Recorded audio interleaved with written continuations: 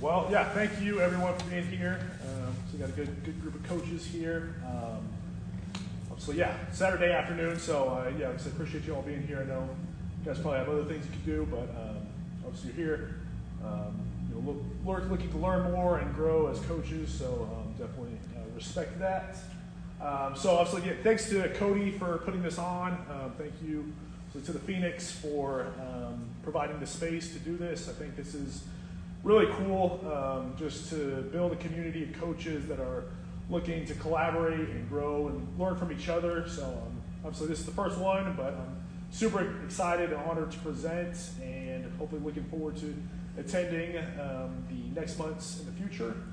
But yeah, so obviously Cody, he had brought this idea up to me last year and kind of had talked about some ideas of presenting, like teaching Olympic lifts, dynamic warm-up, stuff like that, which I think is great, and I hope we have some coaches in the future present on stuff like that. But with this being the first one, I think I wanted to do something a little bit more on the mental side of coaching, and I chose to present on building buy-in and trust, just because I think that's so important with, that's like the first step for me when I get a new client or athlete or member in the door, is building buy-in and trust, because I think at the end of the day, like if our members, if our clients, if our athletes don't trust us, and if they're not bought in, I don't think they're going to get the results that they want to see. They might get some results, but they probably won't get the results that they want to see. So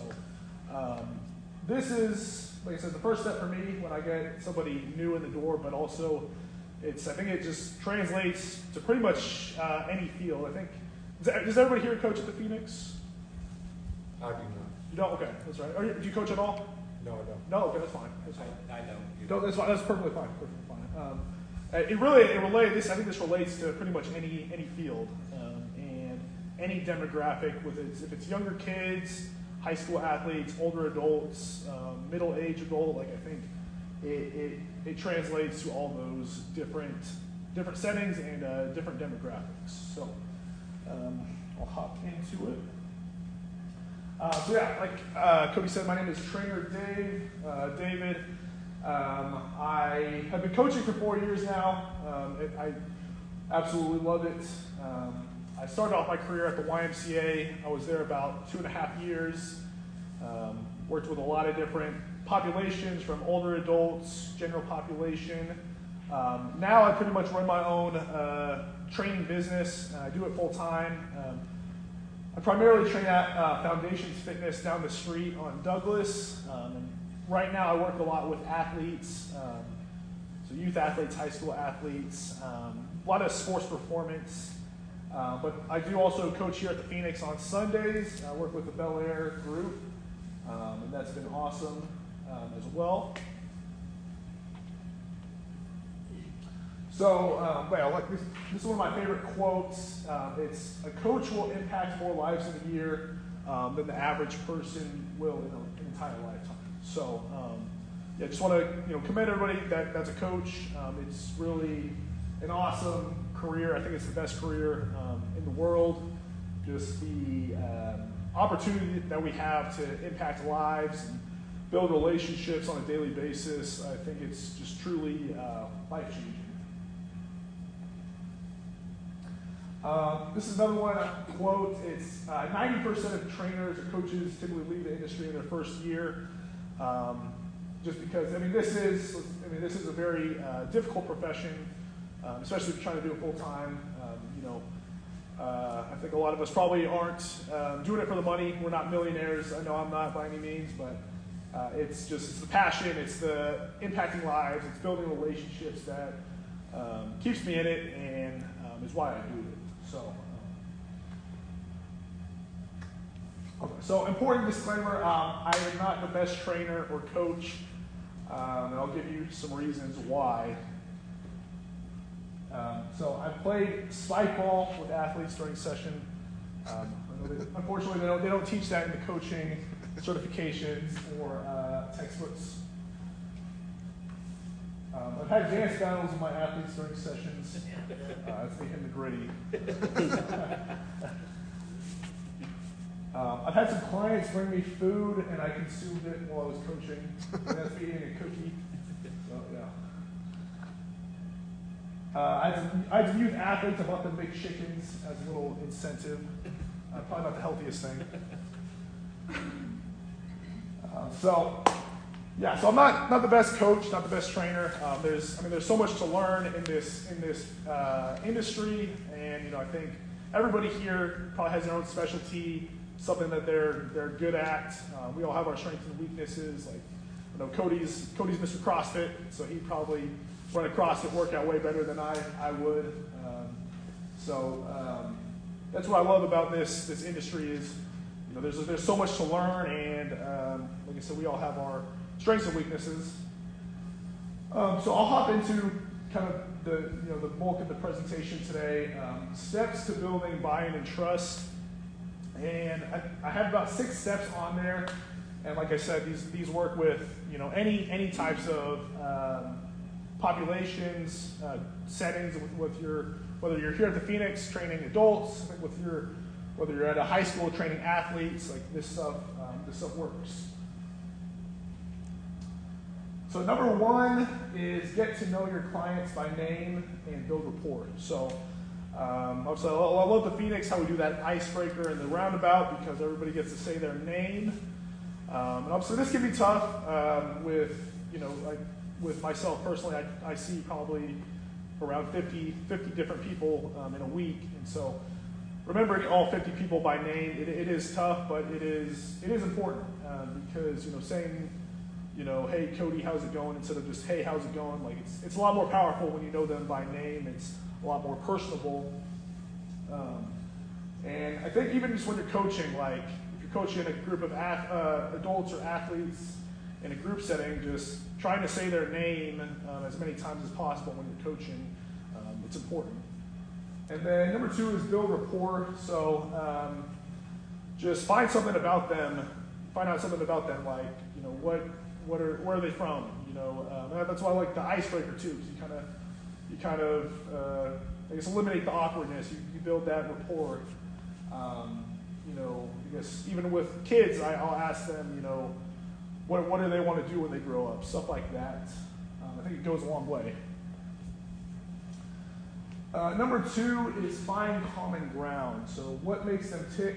What are their dreams and aspirations? So the thing I love about coaching and just building relationships in general is I think we're all not so different after all. It doesn't matter where you're from or what your background is. I think we all have something in common, whether we like lasagna, whether we like spaghetti, just little things like that. It just makes you relatable. So just finding out what makes them tick. Obviously I'll give these 2 examples. These two girls in the picture. One of them is a high school volleyball player. One of them is a middle school volleyball player. But they're both trying to play volleyball at a high level, and that's what makes them tick. That's why they're training. And so it's important. I think we all have days where we don't want to train, and so reminding them, about their goals and their dreams, their aspirations, and reminding them this is why we're doing this, is to help you get there. I think it can really go a long way. It's kind of the same thing with here at the Phoenix. You'll have people that are going through recovery, and just helping them, remember why they're here, and to, a lot of them times are trying to just better their mental health and change their life. And so just trying to remind them of that, and what makes them tick, and what are their dreams and aspirations. Number 3 is explain the why behind things in ways that they can understand so that they will want to buy in. I think this one's huge and super important, is communication skills as a coach, as a trainer. And again, I'll just give certain examples, like this kid right here, he's a basketball player.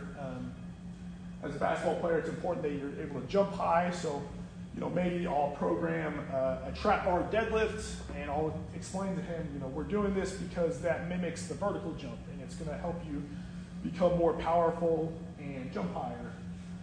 Something here at the Phoenix I do a lot is, we'll program compound lifts. So with that Bel Air group, maybe I'll program a push press or overhead press, and I'll say, this is a very functional exercise because, in life we're constantly putting stuff overhead.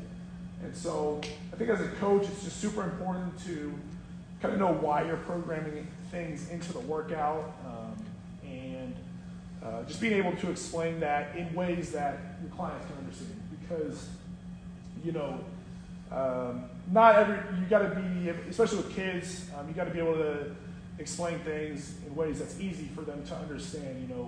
I think we're all pretty smart people as coaches. We all know our anatomy, but it's going to sound better, telling somebody, calling it a calf muscle instead of a gastrocnemius. Explaining it in ways that they can understand. I think it's super important. Number 4, measure their progress so that they can see their improvements. So I think this is huge, and one of the biggest principles as a trainer, they call it progressive overload. And so we've got a hang clean here. We're doing 135 pounds. Maybe next week we throw a 2.5 on the bar. We're doing 140 pounds, and we do that for 8 weeks. And boom, we just added 40 pounds to the hang clean. Just being able to measure things and show it to your clients or your members, and it's really cool because oftentimes they'll see that you'll see their self-confidence just skyrocket when you see that they've added 40 pounds to their hang clean, or if they've added 3 inches to their vertical jump. And it can look different for everybody else. For different people, it could be they lost body fat, they lowered their sprint times, just little things like that. But I think just finding some way to measure progress, and it's just really cool to see people just fall in love with the process of getting 1% better each and every workout. Number 5, find ways to make things fun. So this is huge for me as a coach, is just finding little ways to make things fun. And again, it can look different for different demographics. Like right here, got a youth athlete, and we're using a balloon to help them jump higher. For like the Bel Air group, we might do like a little stick game competition at the beginning of a workout to kind of, you get to, I think it's finding ways to sprinkle it into the workout. Obviously you don't want to just be messing around for an hour, but maybe you do a little, you shoot baskets out there for 10 minutes to get the heart rate up. But that's huge, I think, for me as a coach and anybody, is just finding ways to make things fun. And because as a client or as a member, like, you want to make sure that they're looking forward to coming in to work out with you. Otherwise, again, it's going to be really hard for them to want to come back and to see results. Number 6, I think this is probably the biggest one, is go out of your way to give them unwavering support and guidance. And again, this can look different for everybody, but like, I train a lot of athletes and high schoolers, so the big thing I like to do is to go to their games, watch them compete. And I think usually it means a lot to the kids, it means a lot to the parents, but for adults it could be different. Maybe it's they're having a birthday party, and you go out of your way to go to their birthday party, or just sending them, finding out information about their kids. Just little things like that, it really goes a long way. And I definitely, the clients, the athletes, the members, they definitely will remember these little things, and it'll go a long way. And I like the word unwavering. I mean, that basically just means consistent. Like, it's not just a one-time thing. It's, every single time, every little opportunity you can find to go out of your way to support them. It'll mean a lot, and they'll start to trust you and buy in. And yeah. Is that maple syrup? Yes. He's a big O-lineman. He was serving a lot of pancakes on the field. So yes. Oh, he'd love that. So yeah, that's pretty much the presentation. Basically, I guess I wanted to open it up the floor. If anybody had any questions about anything, or I guess any other topics if you want to talk about. Yeah, What? Yeah. So, I think it was number 3 or 4, when you're Yeah. talking about tracking progress. Yeah. What are some other ways we could do that? You know, because like here at the Phoenix Right. specifically, Absolutely. we're not like super open about that. For sure. Tracking Absolutely. weight, Absolutely. that kind of thing. Absolutely, yeah, that's good. That's definitely a good point. Yeah, it is tough here at the Phoenix, just like because this is, I guess, kind of it's free basically, so people can kind of drop in when they want to. Big thing I think with the Phoenix, I like to focus on is like attendance. Like, you know, you've been here 3 or 4 weeks in a row. That's a win right there. That's a good. And it's hard, you know, obviously you want to have something like, it helps when you have a number that you can track. I mean, it is hard here at the Phoenix because like even myself, we're not really doing progressive overload. Sometimes the workout changes week by week. But a lot of it's kind of like, how do they feel? Like, one of my favorite parts is when I hear, you know, members say they were here last week and, you know, it's easier this week. So it can kind of be tracked like by how are they feeling mentally, you know, is their mental health feeling better? Was that workout easier than last week? I think that's probably the biggest thing here at the Phoenix is just getting them back in the door is probably the best way I would go about that. Good. Sorry. You're fine, dude. You raised your hand. I still can answer. Now you do. I might be the only one that doesn't know, but what's NPWR stand for? Yeah, so this is like my brand for my training business. It's supposed to be Empowered, but we just got rid of the EM and then put N That's the Power. same thing. So yeah, no, it's and I just rebranded. I used to just be my name, David Acow Training, but trying to scale things bigger and kind of get my name away from it. So yeah, and our basically. Yeah, I like the word empower. Just that's what we're trying to do is we're trying to empower people and just make them better. Yeah.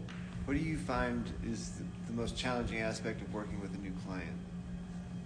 I think it's building that buy-in and trust and kind of just eliminating the awkwardness because it is. I mean, honestly, like when you, especially with new clients, like a lot of times they're kind of nervous about coming in, and a lot of times, especially with high school athletes, you know, they don't want to open up. They're maybe, well, I mean, it is kind of intimidating walking into a gym, especially if you haven't worked out. So it's just, getting them comfortable, I think, is the hardest part, and that's why I think it's so important because, you know, if they're nervous about coming in, if they're not comfortable, you know, they're just not going to want to come back.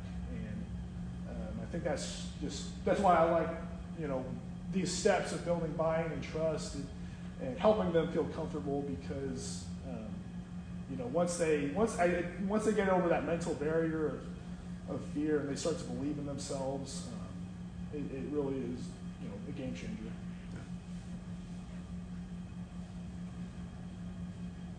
Yep. Okay, so have you ever had a situation where you felt maybe I'm not the right trainer for this person? Yeah, absolutely. Yeah, it's tough here, like in Phoenix, because like you kind of still have to take them on. But obviously, like me being, you know, independent and having a training business, and there have definitely been times where I've referred out, and I think that's huge as a trainer because the last thing you really want to do is you don't want to, you know, sell your services to somebody when you're not the right fit. So. Like, I think I have an example, like, I think I had somebody that wanted to do, like, long-distance running. And I'm not a big long-distance runner myself, but I know of a girl that trains on the west side of town that specializes in that. So I referred that athlete out to the girl on the west side of town. And I usually have it happen all the time. I have a lot of, you know, female trainers. They work more with the general pop. So if they get an athlete come in, they'll refer them to me. And so I think it's, yeah, definitely super important to, you know, kind of find your niche and what you specialize in and what you're good at and try to stick to that as much as possible. you know, even I guess at the Phoenix, maybe if you have somebody come in that wants to do CrossFit, then you can, you know, maybe refer them to Cody or something like that. And that's why I love this coach's corner and building that group of like-minded individuals, because it'll hopefully help us build our network and be able to refer out.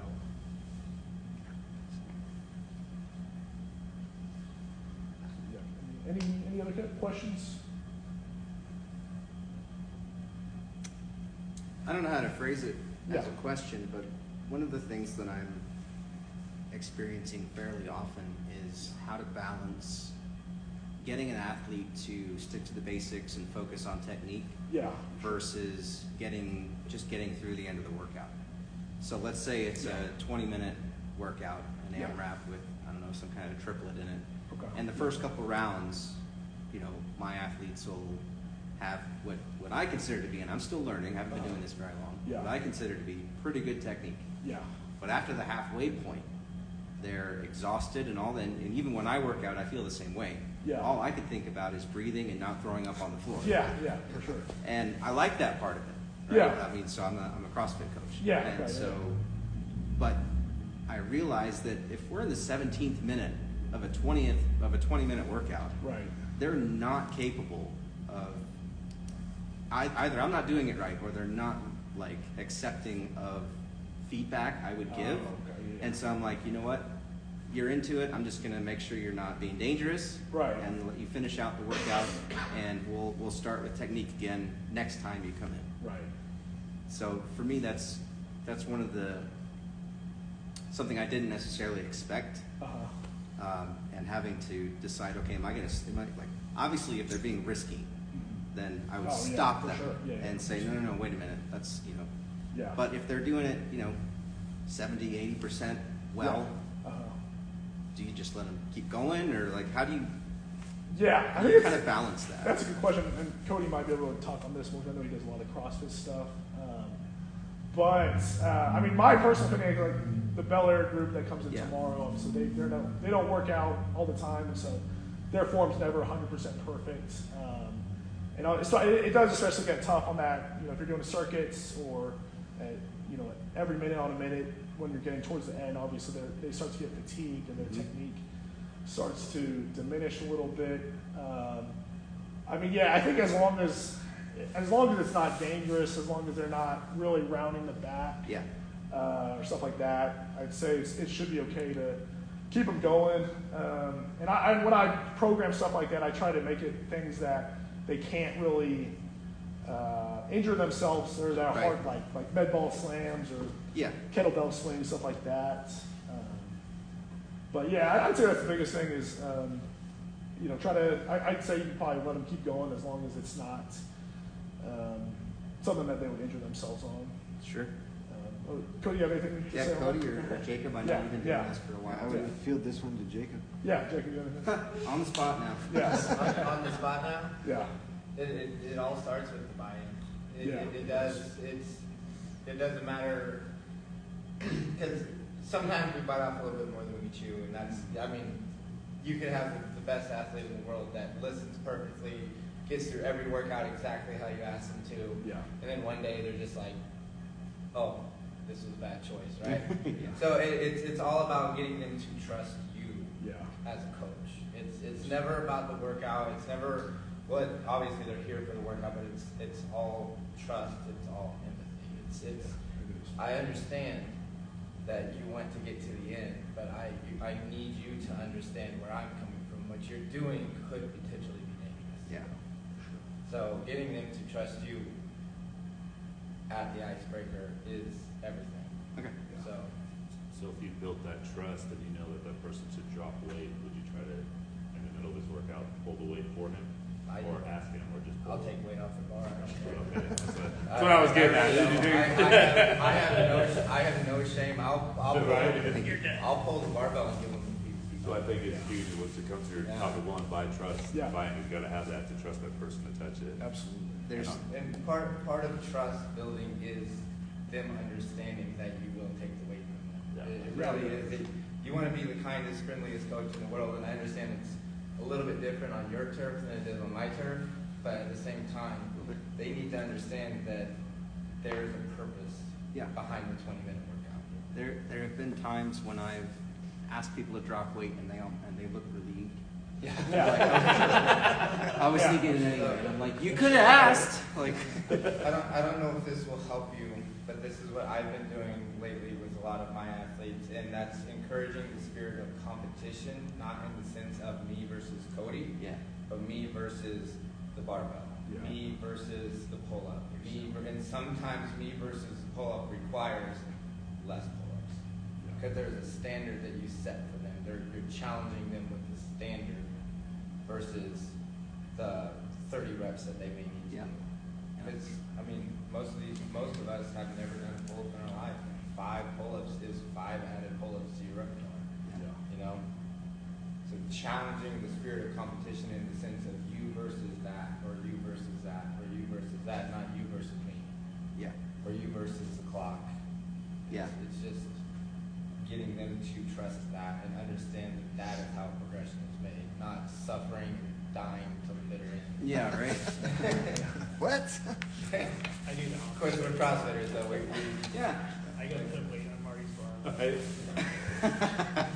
actually, because Marty, this is one of my best examples of listens and works and trusts the process a lot. Marty, day one, Marty to Marty today, like you should have heard everybody gawking over his chest bar pull-ups the other day. They were like, "Oh, Marty." But he took the time. He listened. He worked. He trusted the process, and he's a completely different monster today than he was a year ago. So. Nice. Be like Marty. On the trust topic. We'll try. So you're big on it. I get the asking the name, Yeah. being consistent, and obviously showing up time is going to build trust. Is there any other go-to questions or strategies of building trust with your client once you've done that for a month or two, or what's like the next step? Trustful. There you go. I got you. Yeah, I'd say the 2 biggest things for me is number 1 is just the conversations in between sets. So, I mean, obviously the icebreaker was food, so I'm a big foodie. So, you know, and I work with a lot of high school athletes, so it's good because most of those kids need to eat more. But that's something I can almost always get people to connect with people is, you know, what's your favorite food place in town? You know, do you like crumble cookies or not? You know, that's huge. And like seriously, I bonded with some kids really well over that. Like there was one girl, I think we were talking about boba during a session, and I ended up bringing her a boba drink the next time. And I think that again, I think that's just something that means a lot to the kids. So that's just, I mean, like I said, finding common ground, and for everybody that could look different. And then number 2 is just, finding ways to make things fun is just huge. Like I said, there's all sorts of, I can tell all sorts of different stories, but you know, playing spike ball is a big one. You know, there's the stick game. There's I've done free throw contests with people. Sometimes I have kids. We'll play football or soccer. You know, I think it's just doing little things like that. It just kind of gets them more comfortable doing things like that. And then number 3, I guess would say is just like doing little things to go out of your way to support them. Like whenever I go to a kid's game, you know, I think it helps when like you're not in that coaching setting, and then they see you out in public, and it just shows you're a human. So I'd say those were probably the 3 things that helped me a lot. Anything else or anything not related to buying the trust? When you go for the buy-in, Yeah. and you play the games, you coach, you Yeah. do all the different techniques, show up for the games and whatnot. But Yeah. how do you relate to them? Like on an empathetic level, how do you relate to your athletes? Yeah, it's great question. I think I do really well with kids that kind of like our underdogs. And that's a big one with high school athletes is a lot of kids, and that's a big thing. That's why I like working with athletes and kids is a lot of them lack self-confidence, and from the empathetic level, I'm usually able to relate to them because I was once that kid.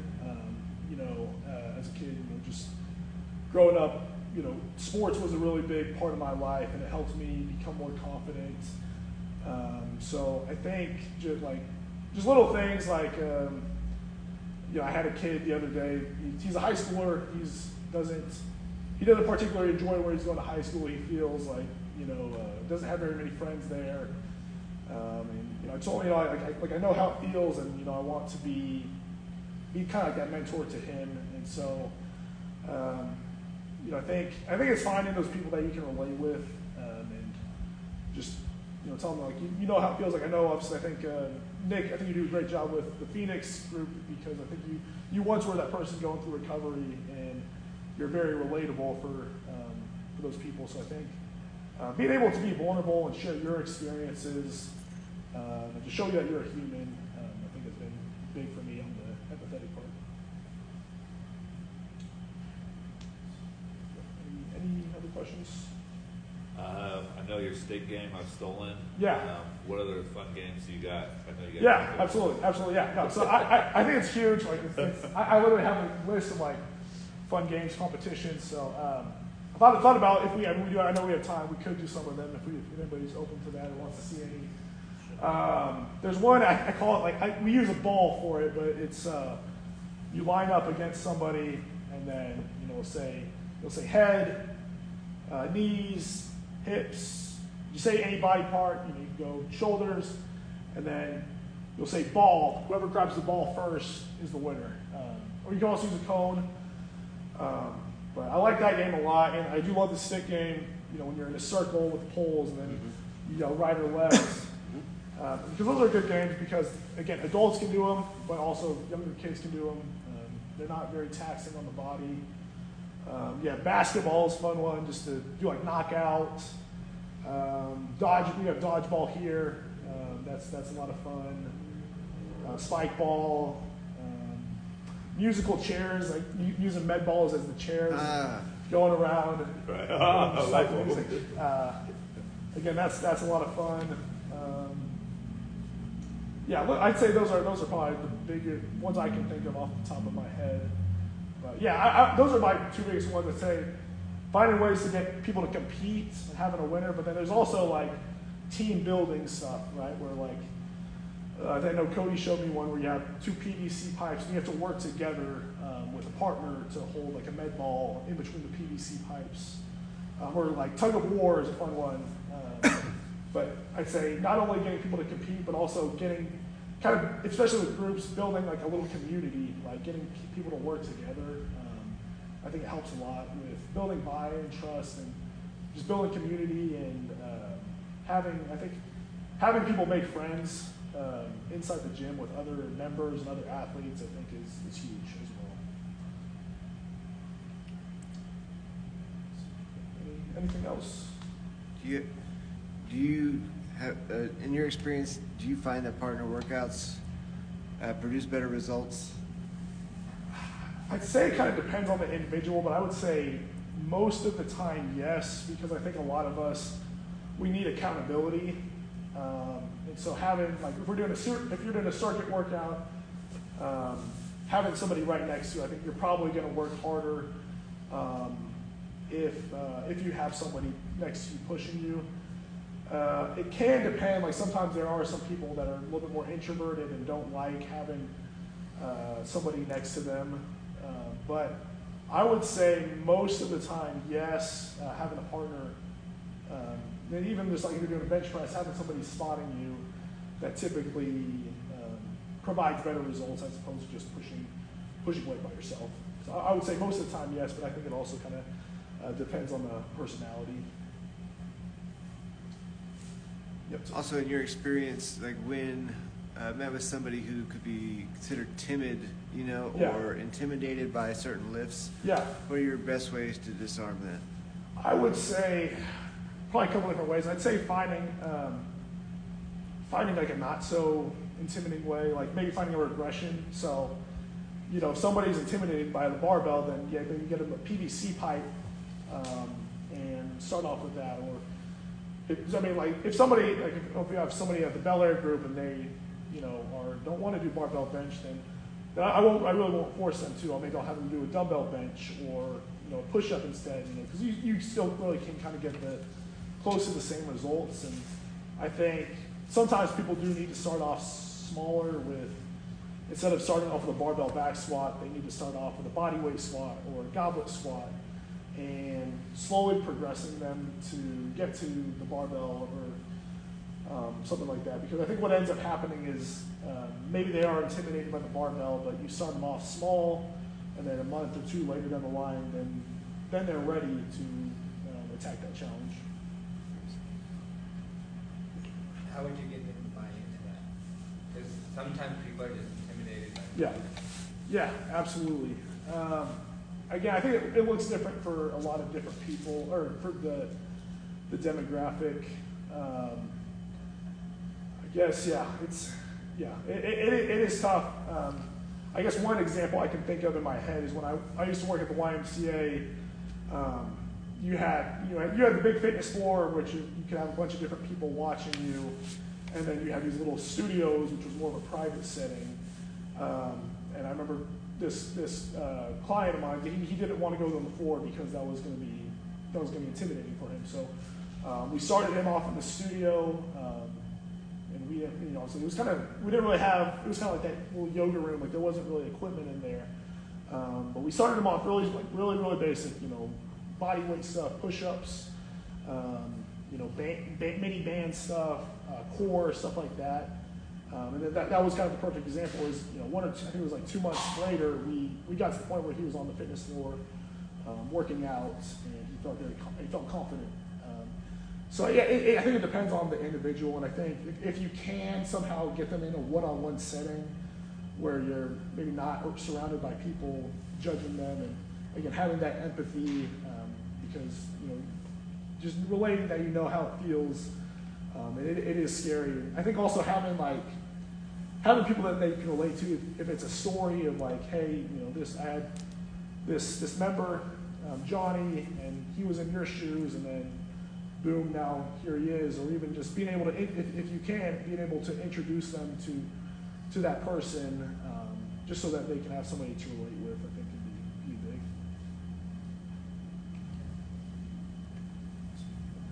Anything else? Yeah. Awesome. Yeah, thank you guys. Thank you guys. Thank you very much.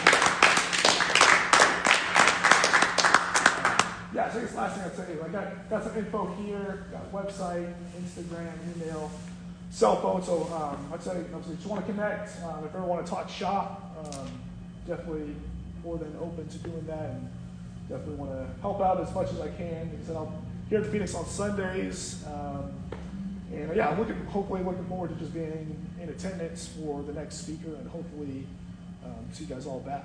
So yeah, thank you guys. Yeah. Thank you.